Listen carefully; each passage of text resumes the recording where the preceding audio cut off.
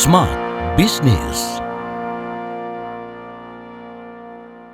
Hai, apa kabar Smart Business? Strategi satset. Ini bahasan yang akan kita lakukan selama lebih kurang 15 menit ke depan bersama saya Daniel Adam di program Smart Business Podcast ya. Nah, saya sudah bersama dengan orang yang expert di bidang strategi yang notabene-nya udah pindah kemana-mana tapi hobinya adalah makan. Jadi kalau misalnya Anda pengen coba makanan dari si pemilik bisnis ini, boleh nanti diinformasikan di sesi terakhir ya.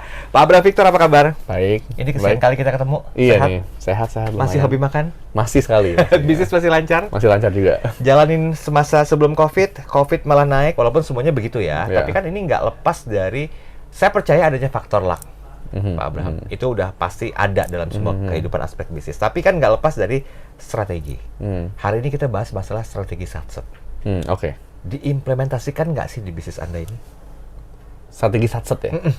Artinya apa tuh, Pak? Strategi yang geraknya cepat, responnya juga cepat, memberikan servisnya juga cepat, pelayanannya juga cepat, dan hasilnya juga diharapkan dengan cepat. Oke. Kita, kalau di company kita banyak yang nge-joke tuh, kita kalau punya deadline tuh, ya kemarin deadline-nya ya. Jadi, of course tuh bercanda-bercandaan doang. Tapi, I think kita coba berusaha keras untuk move fast dalam segalanya. Misalnya contohnya gini, kalau kita ada komplain dari customer, itu biasanya kita langsung respons dalam 2 menit. Terus 24 jam itu udah resolved. Artinya udah beres komplainnya harusnya.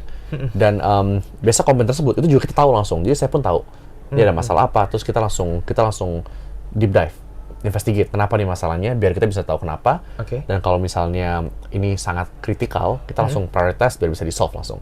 Jadi menurut saya ini balik lagi ke konteks bisnis kita, di mana di bisnis consumer orang itu punya banyak banget pilihan. Kita cuma satu dari 300.000 orang yang jualan online misalnya. Yang jual ayam aja 25.000 kira-kira. Betul. Jadi kita itu cuma salah satu, dan untuk kita bisa kompetitif, untuk kita bisa menangkan hati konsumen, ya the only way itu untuk kita improve terus dan secepatnya gitu. Jadi makanya itu ya yang kita coba lakukan juga. Oke, Pak Abraham Victor, kan banyak para pengusaha, para bisnis juga yang sekarang tuh terjebak dalam ranahnya overthinking ya, yang kadang-kadang juga merasa nyaman, kadang-kadang suka mikir berlebihan juga, ini ke depan gimana, ini bisnis kenapa, bagaimana zaman seperti ini, belum lagi banyak keputusan kebijakan pemerintah yang ya mungkin dirasa kurang pro gitu. Yeah. Anda pernah berpikir seperti itu juga nggak? Dan apa yang Anda lakukan untuk tetap eksis di bisnis consumer ini? Mungkin kalau kita lihat spektrum ya, spektrum sangat puas, spektrum paranoid gitu. Menurut saya yang healthy itu mungkin sedikit ke arah paranoid sebenarnya kalau kita punya bisnis. Oke. Karena menurut saya kita udah di bisnis consumer apalagi ya, mau segede apapun tuh yang namanya ancaman selalu ada. Contohnya gini, Nokia, zaman saya kecil itu HP segala umat. Betul. Nggak ada pemain yang segede Nokia, dan market share-nya itu 30% market share global kalau nggak salah. Jadi gila-gilaan gedenya. Tapi Nokia hilang habis itu. Jadi bahkan udah selevel itu pun bisa di-disrupt juga sama pemain baru. Jadi buat kita, apalagi kita masih nggak ada apa-apanya. Artinya ancaman itu dari semua sisi, dan kita harus berusaha keras lebih maju dari yang lainnya, biar customer itu milihnya kita terus. Jadi menurut saya lebih aman itu sedikit paranoid daripada puas kalau menurut saya.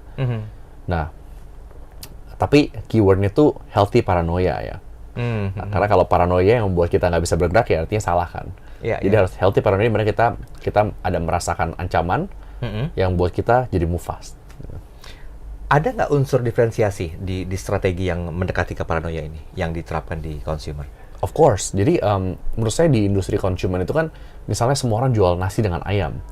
Gimana caranya ayam kita bisa lebih enak dari yang lainnya? Gimana cara ayam kita tuh kalau orang makan terngiang-ngiang gitu rasanya.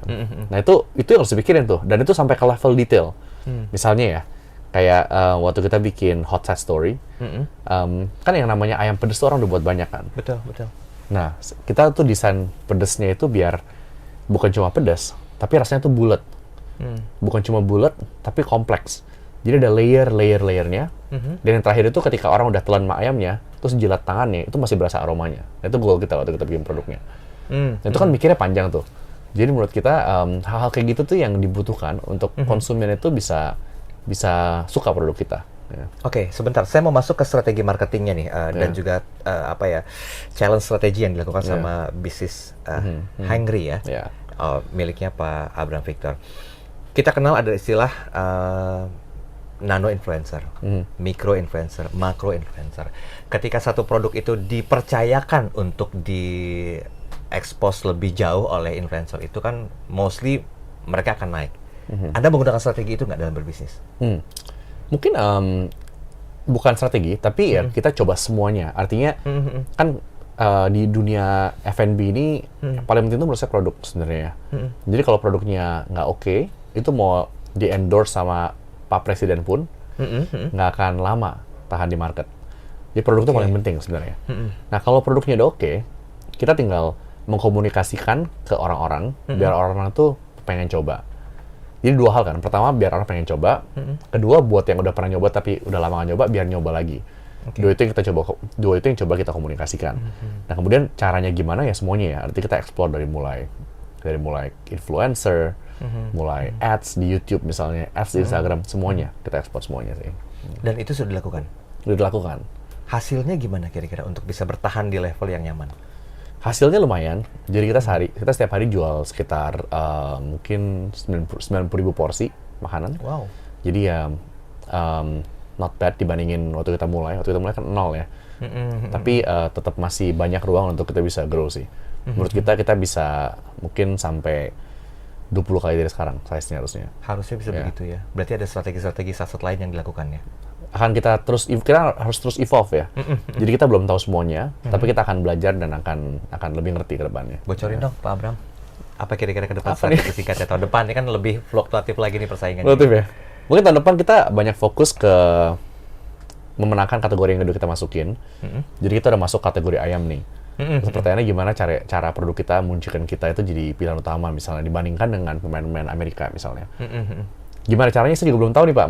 Masih brainstorm nih di kantor ya. Ini makanya abis ini kantor. Jadi belum tahu jawabannya. Jadi masih banyak PR yang harus dikerjakan. Iya, masih banyak PR ya. On cam boleh Pak Abram Victor, boleh nggak dipesankan kepada para pelaku bisnis yang ada di Jakarta khususnya di skop kecil ya. Bagaimana untuk melakukan sebuah strategi yang baik dan benar, walaupun kita sama-sama belajar, karena kan kita bahasnya adalah strategi satset hari ini. Nah, mungkin bocoran ilmunya bisa disampaikan sebagai sebuah bentuk duplikasi yang akan ditiru sama para bisnis lain di luar sana di bidang consumer. Silakan. Sebenarnya kalau boleh jujur menurut saya yang paling penting itu, yang paling penting dan paling impactful itu produk sebenarnya. Jadi kalau produknya benar tuh artinya customer benar suka, terus dibandingkan dengan saingan tuh produknya benar-benar jauh lebih oke dari segi semuanya ya, segi kualitas, segi value for money, dan lain-lain, maka semuanya itu lebih gampang diberesin. Tapi kalau produknya kurang, kita mau kerjain yang lain-lain pun, biasanya ujung-ujungnya turun lagi. Jadi mendingan fokus produk dulu pertama, sampai fixed, baru yang lain-lain. Sesimpel itu sebetulnya, walaupun aktualisasinya berat ya. Iya, benar. Dengan tim harus brainstorming, harus banyak lagi step-step yang dilakukan. Iya. Nggak cukup sampai di situ aja berarti ya? Iya, nggak cukup sih. Baik, tapi waktu kita udah cukup berakhir. Nah, jangan terlalu kenyang untuk mendapatkan informasi. Nanti kita akan hadirkan lagi sosok Abram Victor memberikan banyak sekali motivasi dan juga insight khususnya bagi Anda yang berbisnis consumer atau baru memulai bisnis ini. Semoga bermanfaat. Pak Abram, terima kasih waktunya. Thank you, Pak Daryl. Kapan-kapan ketemu lagi ya? Ketemu lagi. Saya Daryl Adam. Sampai jumpa. Smart Business. Lead you better.